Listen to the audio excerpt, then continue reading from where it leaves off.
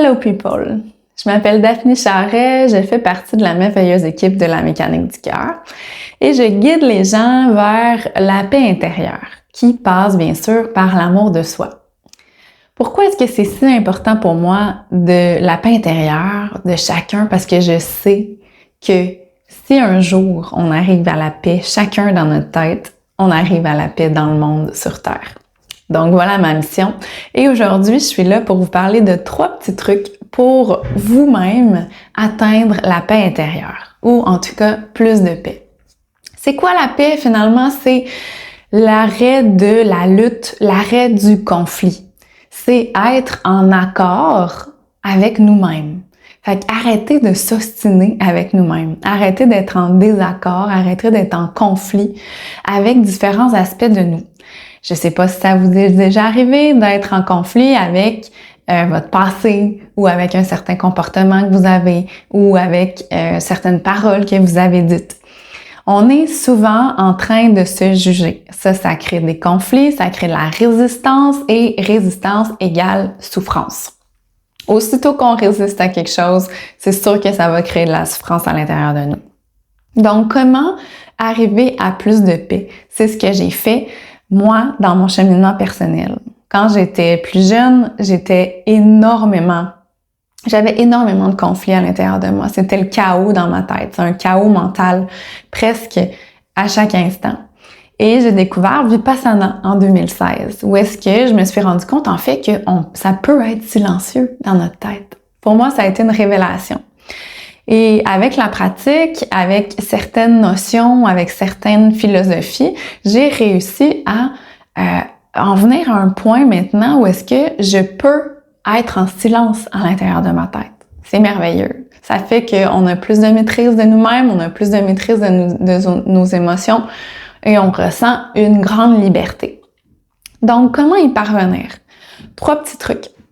Le premier, et ça, je commence avec le plus difficile, mais on peut y arriver, c'est d'arrêter de se juger.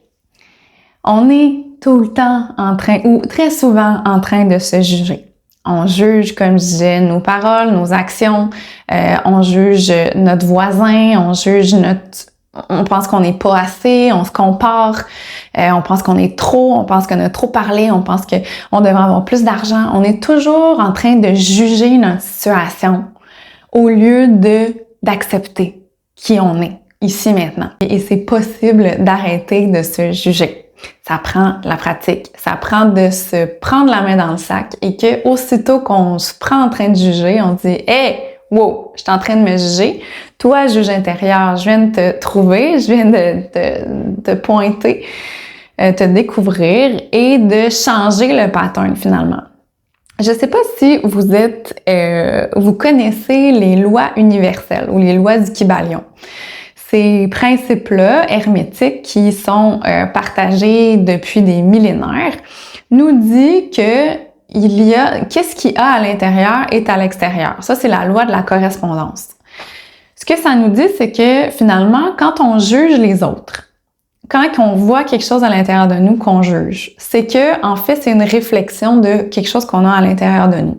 Donc, c'est soit une ombre blanche ou soit une ombre noire. L'ombre blanche, c'est quelque chose qui est un potentiel qu'on n'a pas encore développé à l'intérieur de nous. Donc, si, par exemple, il y a quelqu'un qui s'exprime beaucoup, puis qui prend beaucoup de place et qu'on dit « Ouais, cette personne-là, elle me tape ses nerfs », ben c'est peut-être qu'à l'intérieur de nous, il y a un désir inassouvi de pouvoir s'exprimer mieux en public ou devant les gens. Ça peut être aussi une ombre noire. Fait que, par exemple, on voit quelqu'un qui est en train de manipuler une autre personne et ça vient nous chercher. On dit, ben voyons donc, ça n'a pas d'allure. On juge la personne. Eh bien, peut-être qu'à l'intérieur de nous, il y a cette habitude-là, inconsciente peut-être, à manipuler. Donc, quand on se prend en train de juger, c'est de revenir à l'intérieur de nous puis de dire, OK, qu'est-ce que cette situation-là me montre de moi?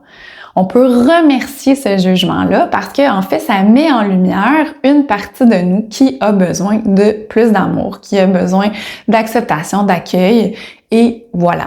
Ça en vient au deuxième point. Ça m'amène au deuxième point qui est de s'aimer plus. Et ça, je sais que c'est plus facilement dit que fait.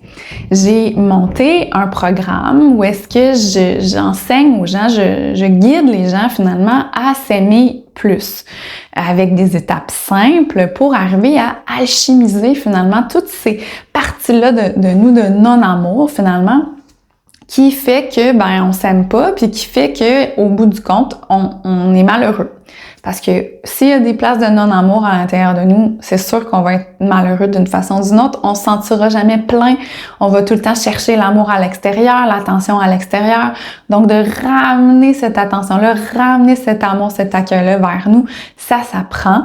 Fait qu'au lieu de se juger, s'aimer, au lieu de être en résistance avec nous-mêmes, de s'accueillir, et ça change vraiment une vie. Si vous avez besoin de guidance, je suis disponible. Je fais aussi des vidéos, des conseils, des petits conseils pour arriver à mieux s'aimer et à se donner cet amour-là qu'on mérite grandement. Plus on s'aime nous, plus on est capable d'aimer les autres, plus on est capable d'aimer le monde, et plus on est en paix à l'intérieur de notre tête. Le troisième point, c'est quoi donc? Le troisième truc pour arriver à une paix intérieure, c'est la méditation. Et là, j'entends déjà des gens me dire « Ouais, mais moi, j'ai déjà essayé puis ça marche pas. » C'est une discipline. Fait que la méditation, ça s'apprend. C'est comme le piano, c'est comme le vélo, c'est comme apprendre à jouer d'un instrument, n'importe quel instrument, c'est comme n'importe quelle discipline, on a à se pratiquer pour y arriver. Et oui, au début, peut-être qu'on va méditer, garder notre focus pendant quelques secondes seulement à la fois, et c'est correct. On continue jusqu'à temps que ça devienne 2, 3, 4 secondes, 5 secondes, et à un moment donné, on est capable de garder notre focus pendant plusieurs minutes, ou en tout cas déjà plusieurs secondes, ça fait vraiment une grande différence. Et qu'est-ce que ça fait la méditation? Premièrement, ça nous permet de reprendre la maîtrise de notre focus. Et ça, c'est vraiment important si on veut se sentir bien dans notre tête, dans notre cœur, de reprendre le pouvoir sur notre focus. C'est vraiment une étape essentielle pour le bonheur intérieur et pour la paix intérieure. Ensuite, ça calme le système nerveux. C'est vraiment, vraiment génial pour ça. Ça l'amène à un état déjà de calme, de détente, et ça nous permet de nous sentir moins submergés par les aléas de la vie. Ça nous permet aussi de revenir à un point neutre, comme si on pouvait sortir du brouhaha de notre vie puis revenir dans un oasis de paix à l'intérieur de nous qui est toujours là. Et ça peut nous donner un grand sentiment de liberté et de calme intérieur.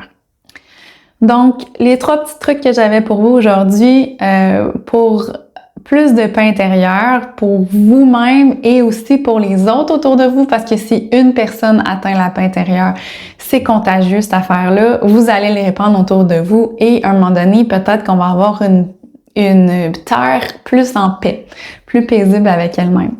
3 petits trucs. Donc, le premier, c'est arrêter de se juger. Le deuxième, c'est s'aimer plus, se donner plus d'amour, apprendre à s'aimer, apprendre à s'accueillir, apprendre à s'accepter. Et le troisième, c'est méditer. Si vous savez pas par où commencer, je vais mettre un petit lien en dessous pour une respiration consciente. Donc, 5 minutes le matin, 5 minutes le soir. Et c'est déjà une très bonne base de faire cette méditation-là. C'est pas long et ça vous donne un point d'entrée vers le vaste monde de la méditation et vers plus de paix intérieure. Je vous souhaite une super belle journée en paix et avec plein d'amour. À très bientôt!